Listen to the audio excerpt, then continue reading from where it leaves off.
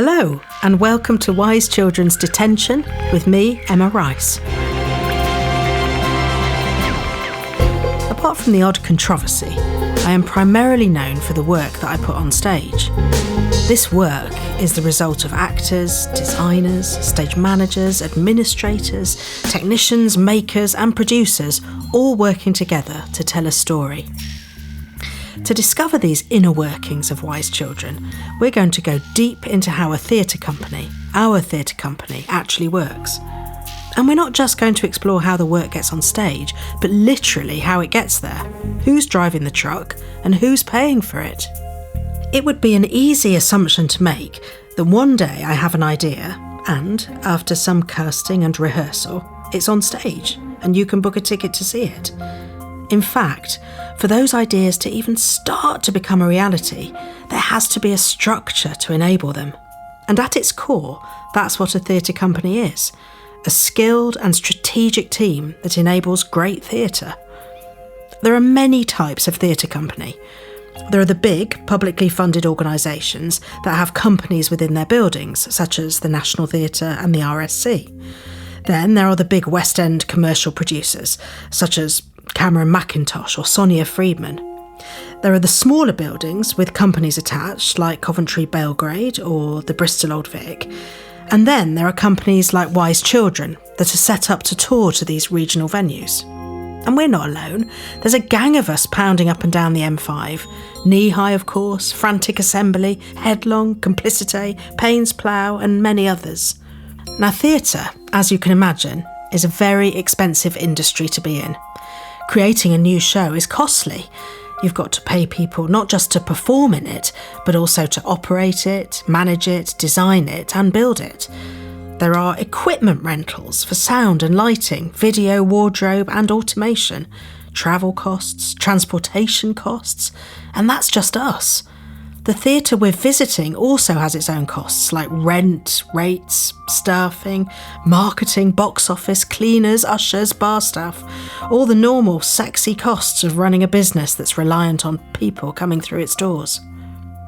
Yes, theatre is costly, but it's also risky. Whilst it's true that we are supported by the Arts Council, in order to survive and for the Arts Council's support to be worthwhile, we must be able to fund, sustain and invest in our own work and in ourselves. This means that we have to generate income, which in turn means we have to sell tickets to our shows. That's where you come in and it all starts to make sense. In order to make this giant game of maths and money work, and to allow me to make the kind of shows I dream of, we often choose to partner with other organisations like York Theatre Royal or the Old Vic in London.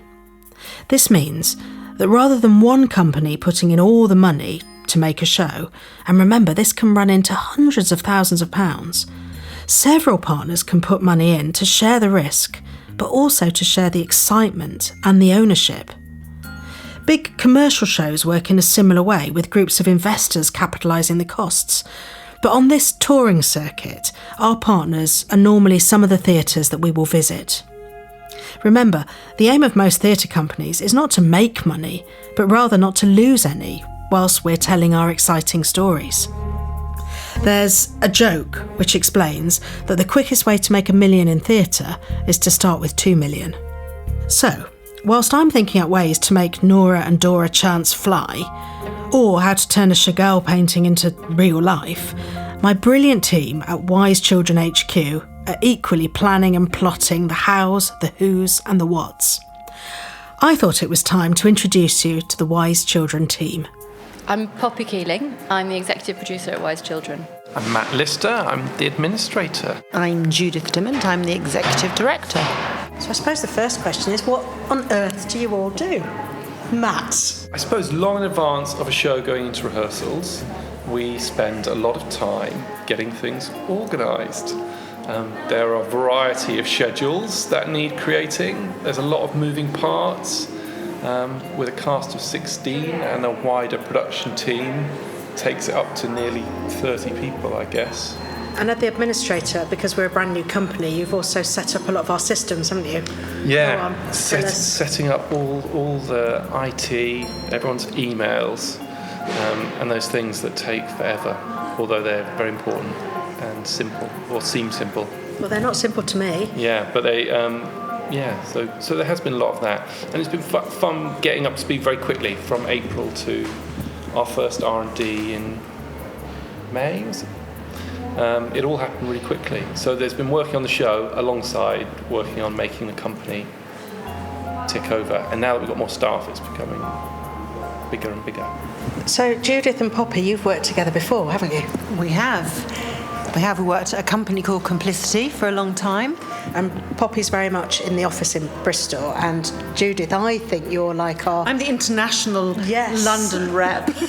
And you had to set up a company from start, which Matt was setting up all the systems, and then there's making a show, and this is a really ambitious show, and Poppy's absolutely at the helm of that one. But then there's the strategic planning of the next 5, 10, let's say 40 years to go. Tell us a little bit, describe a day. Describe one of your days, Poppy Keeling. One of my days in the Wise Children office. The first thing that I do most days is try and make sure that I know what everybody else in the office is doing, and try and make sure that all the things they're doing seem like the things I need them to be doing to achieve everything. At the moment, there's a lot of thinking about budget, so we're just getting all the costings for the set in, and I spend quite a lot of time going back to our budget and working out how we can shift the money around to make it kind of all come out the same and still work. I do a lot of talking to venues. We've got 17 weeks on tour, but there is still one tour week to fill, so I do a lot of looking at theatres and going, I wonder if this will be the right theatre for this, and then trying to get in touch with the artistic director, and then actually, it's not that difficult, because normally I get in touch and say, would you be interested in an Emma Rice production? And normally they go, that sounds pretty great. But I do have this last week to fill, so I'm doing quite a lot of work trying to sort that out. I think a lot about marketing, publicity, social media, digital output. I think a bit about fundraising most days. So trying to have an overview of all the different kinds of things the company should be doing, and then making sure that everyone in the office is helping to do them. Not much then? Nothing. I'm not going to ask you for an average day, because I don't think you have one, Judith Dimant. Give me an example of one day. Well, I had a good one last week when I went to Edinburgh and back in a day from London, which was slightly bonkers and very, very long. But I went... Are we allowed to talk about the next show? Not really, no. Keep the title. Okay. Well, I went to see an interesting possible performance space in Edinburgh. How curious does that sound? That's a mystery. But it was really very, very interesting. And it wasn't your communal garden, let's be shown around a theatre. It involved all sorts of strange people showing me around quite an interesting building. And I took some photographs. In fact, I saw 2 interesting buildings, but only one was worth really thinking about. Came back, took some pictures, took measurements, thought about things, and brought all that information to you and to Poppy to discuss, is this a potential idea to follow up? So I'm sort of thinking about that, which isn't so much about the actual making of the show. It's a sort of conceit as to where a show might happen and its journey. And it's like the artistic context as well, isn't it? A little bit. That one is. And I think what's interesting about Emma Rice's shows, that's you, they actually... Maybe it's your background from knee-high. They sort of work absolutely anywhere, and that's the beauty and the joy of them. They're incredibly accessible in that way. So when I went to see this strange space, I didn't for a moment think, well, that won't work in here, because you kind of know it will. So that was an interesting day. Very, very interesting. So it's amazing, isn't it? This tiny team is delivering on every level, is literally delivering the means, which is what you're doing a lot of that. And things like paying people. That's not easy for a new company, is it? Talk about that, Matt. Yeah, I mean, I suppose my average day, I make a very long list of things that I would like to do, and then Poppy arrives, and then I do whatever Poppy tells me to do. That sounds about right. I would like to say that we then talk about the list, and I help Matt to prioritise the list. That's true. Yeah, I suppose I'm closer to the trenches, I suppose.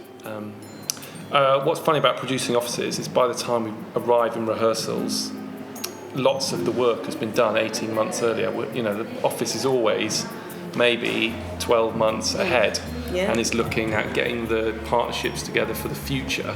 So it's odd. At the moment that most of the creatives and actors come together for the first time, we're already beyond it. But I'm not, because I've got to set up a load of stuff for all these people starting on payroll.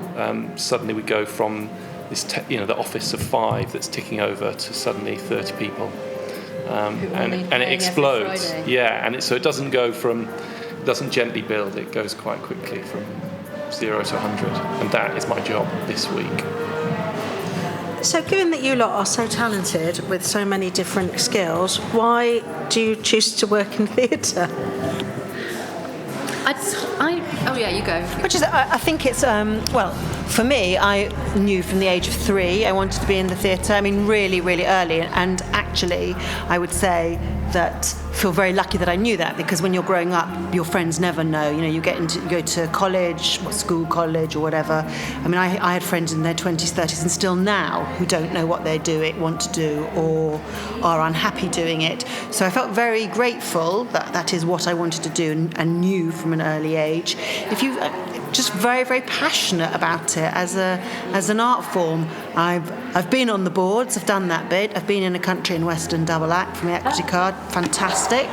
Thought I might want to be a director, but actually I love filing and organising, and it's incredible to be part of a machine, a very small machine that can make an artist's work happen. I would say the same thing. I've always loved the theatre, but I was never an actress or a director or somehow I sort of loved the world, but never loved those things, because like Judith, I love spreadsheets. I love budgets. For me, the budget is the most creative part of the project. The bit where you sit down and you make the budget, and in doing so you realise all the steps you're going to have to take and all the things you're going to have to think. It's like the first perfect list.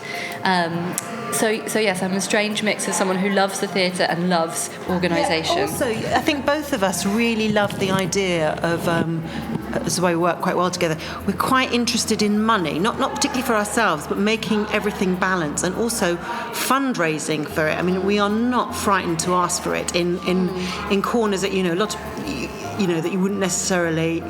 We're slightly unconventional about fundraising. We just think, well, why don't we try that, or why don't we just ask? And that's because we really, really care about it as well. So we're, convinced that it's worth funding and that people should see its value and get excited by it too. And I think it makes it easier to ask people for money for something you really believe in and that you really love. It's really inspirational. It really is. It's so wonderful. It is an absolute joy to work for someone who's making work that you really love, though, as well, because we end up interacting with people who work in the theatre, love the theatre, but have to work on some really stinky productions, or there is a lot of bad stuff out there, and if you love the theatre, I think you often end up working on just whatever, because you just take a job. And to work for someone who it's an absolute delight to see what they're making, and you just feel really excited about it. That's cool. I think that's not totally usual. I mean, this morning, it isn't. It is really incredible just to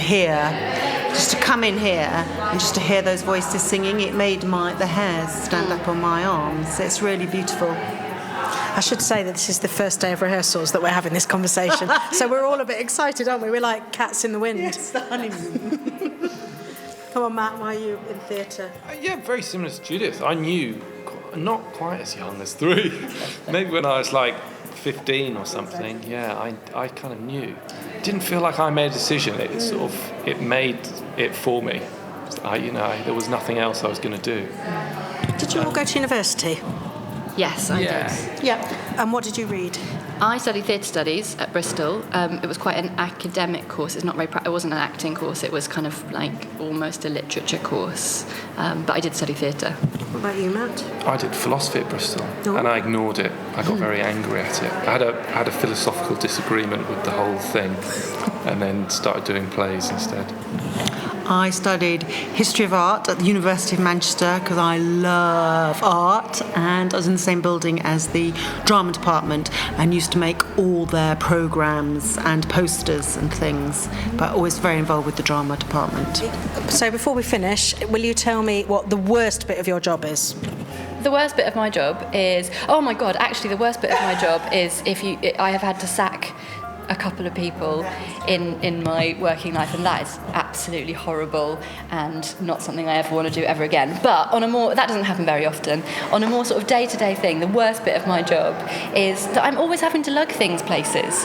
And every sort of year, as I get older and I maybe progress up in my career, I think, well, maybe there's going to be a point at which I'm no longer carrying enormously heavy bags full of nonsense stuff. And it never happens. It seems I'm always carrying nonsense stuff around the place, and I don't really begrudge it, but sometimes I look at myself and I'm like, oh come on, there must be a point at which I'm not going to be carrying shit around. You'll just get older and you'll put them in your car. That's the only difference. You just won't, instead of taking them on public transport. Well, it's been about 12 years now that I've been thinking, when is this going to stop? Well, I remember taking bags, 36 frozen croissants and pain au chocolat, because it was cheaper than buying them fresh. Getting up really, really early one morning, cooking them all in my oven, and there was more than 36. There were bags of them, so that we could have a lovely start to a rehearsal on some show. But it was a cost-saving exercise, and I did think, I'm an idiot. Why have I bothered to do this?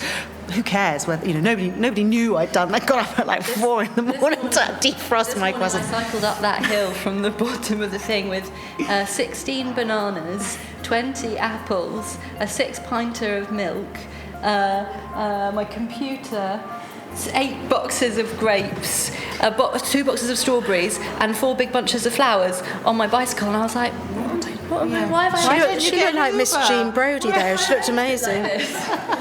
Worst bit of the job, Matt? I don't really have one, and that sounds cliche. I've done enough really rubbish jobs, and I do think if you're going to work in theatre, it does help beforehand to do some really bad jobs. Yeah, because and then, whenever it gets really bad, you're just like, well, it's not that bad. I think it is. Ultimately, whatever bad stuff happens, you do sometimes think, well, it is only theatre, so it's only a show. Going to die. But also, what's hard is when you work really, really, really hard, and then the show that you're working on is terrible.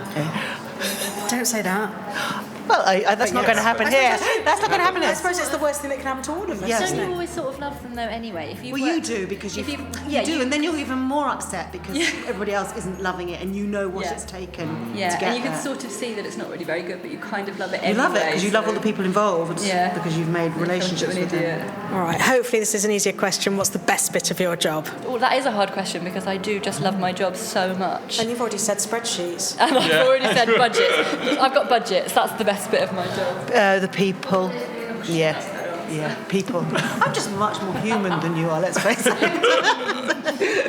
Yeah, it's just working in theatre, isn't it? It's not like there's a single thing. It's all the parts that add up to something that is working in a dream job. It's a challenge, and when it works, it's brilliant. I do love the bit where you've been working on a show for 18 months, and finally it opens and you get through the sort of slightly stressful preview period, and you get to the bit where you can just stand at the back of the theatre, see the curtain go up and see it start, and you can tell that the audience is loving it, and then you can just go out and have a gin and tonic in the bar and just let it go. Well, I'm going to wind this up, because one of my favourite things of my job is the first day of rehearsals, and I'm going to get back to them. Thank you all so much.